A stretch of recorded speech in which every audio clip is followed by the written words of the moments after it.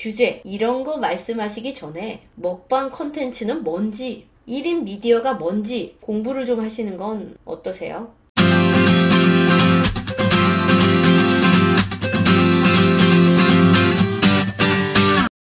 안녕하세요, 이하나입니다. 제가 오늘 야외 방송으로 먹방을 했어요. 제 동생하고요, BJ 고기산적입니다. 같이 소 생갈비 먹방을 하는데 갑자기 시청자들이 막 몰려오는 거예요. 그래서 저에게 모두 이렇게 얘기했습니다. 아나님, 이제 먹방 규제를 한대요. 어떻게 하실 거예요? 아나님, 지금 많이 드시면 안 돼요. 폭식 조장으로 잡혀가요. 뭔 미친 소리야? 인 줄 알았더니 사실이더군요.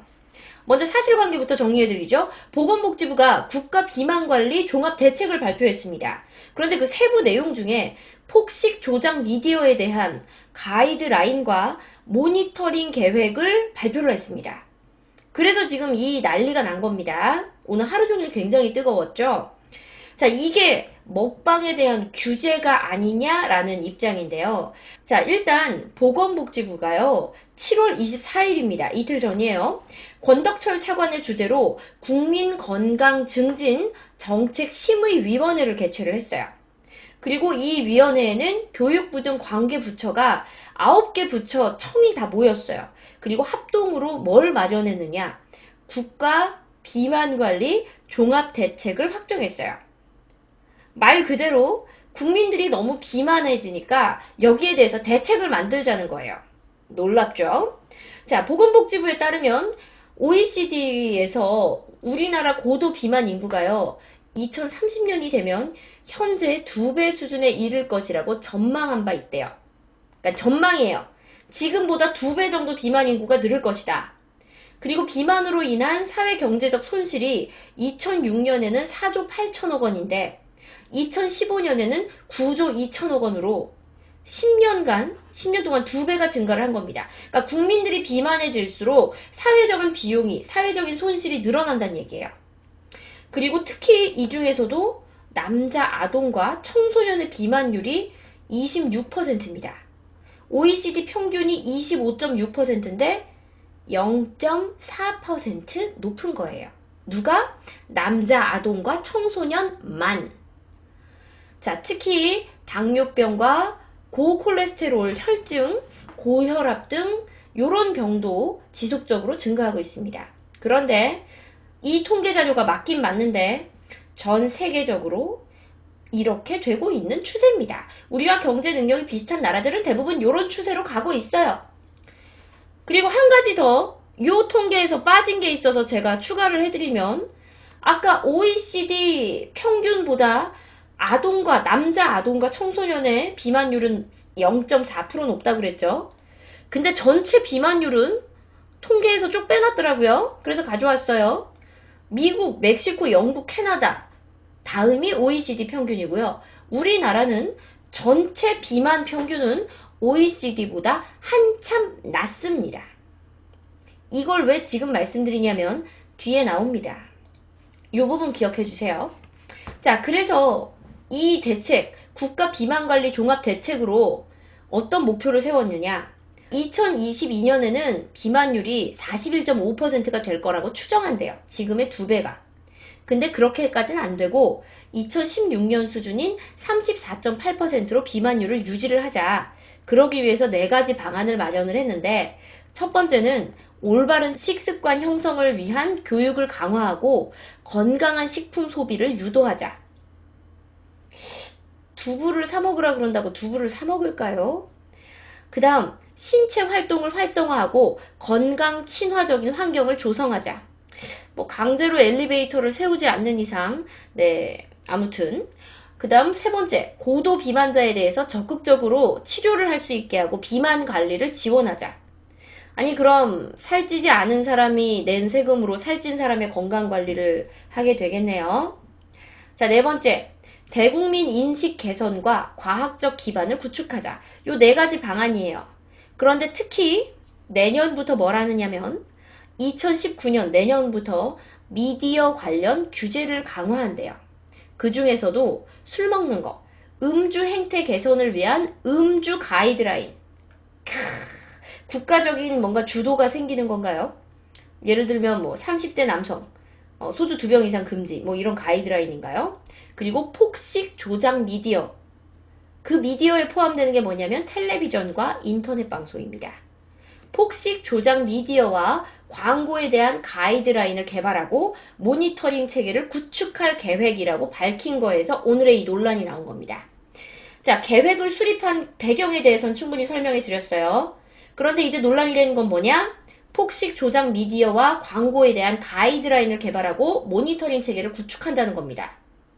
그래서 이제 온라인상에서는 가이드라인하고 모니터링 구축은 사실상 규제 아니냐라고 들고 일어난 거죠. 여기에 대해서 보건복지부의 관계자가 인터뷰를 했어요. 어디하고 했냐면 동아닷컴하고 인터뷰를 했는데 인용을 해드리자면 아니다. 우리가 먹방 규제한다고 한 적 없다. 사실무근이다. 규제라는 단어를 사용한 적도 없고 규제를 할 수도 없다. 알긴 아시네요. 네, 규제를 할 수가 없죠. 왠지는 조금 이따 이야기합시다. 국민 건강 증진 차원에서 먹방 컨텐츠의 기준을 정립하고 이에 대해서 가이드라인을 만들어 보자는 거죠. 잠깐만요. 먹방 컨텐츠의 기준을 정립하고 가이드라인을 만드는 게 그게 다른 말로 바꾸면 규제 아닙니까?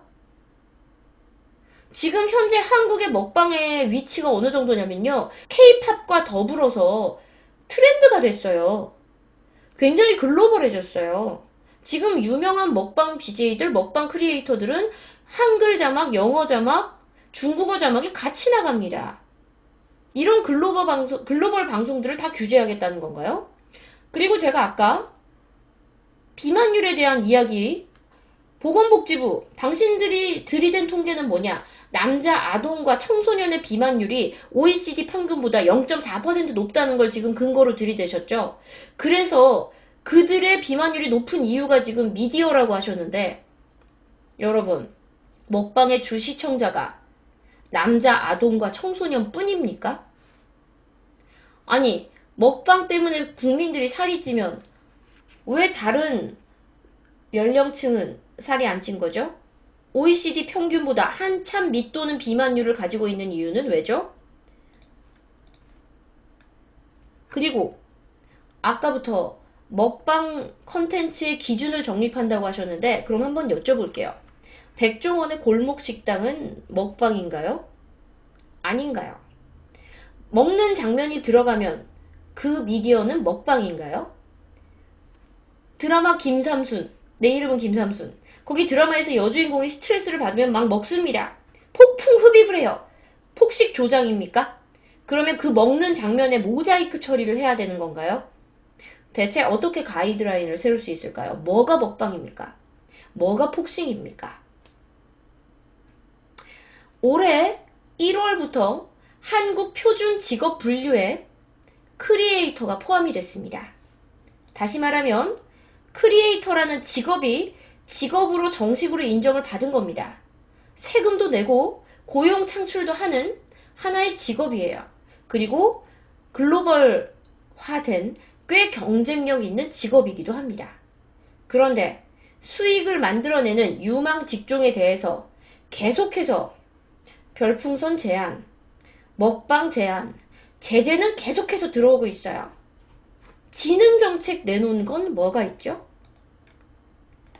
정말 가이드라인을 세울 수는 있는 건가요? 자, 우리 다시 고민해 봅시다. 폭식 조작 미디어. 폭식이 뭡니까, 여러분?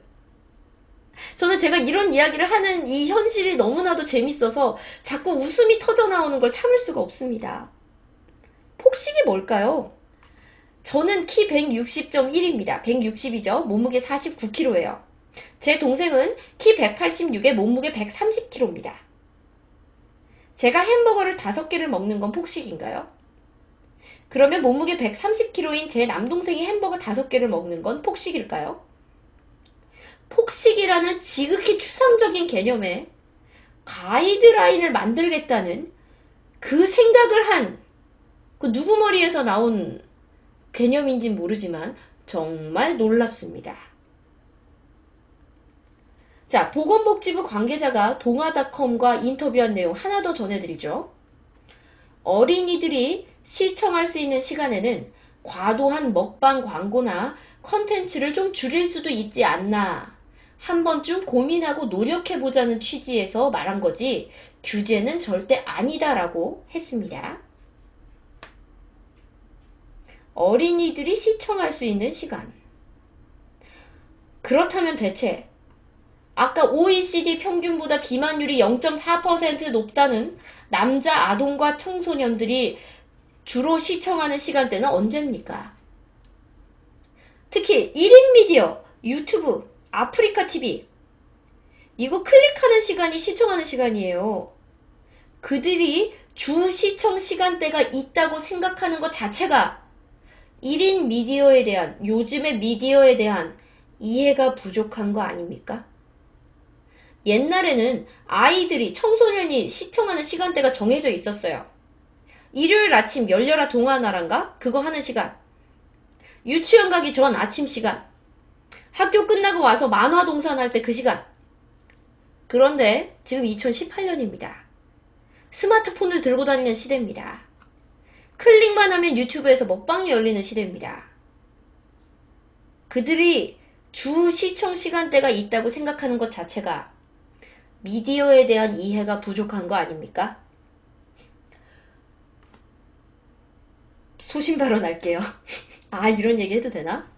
보건복지부 관계자님, 먹방 폭식 조작 미디어에 대한 가이드라인, 규제, 이런 거 말씀하시기 전에 먹방 컨텐츠는 뭔지, 1인 미디어가 뭔지 공부를 좀 하시는 건 어떠세요?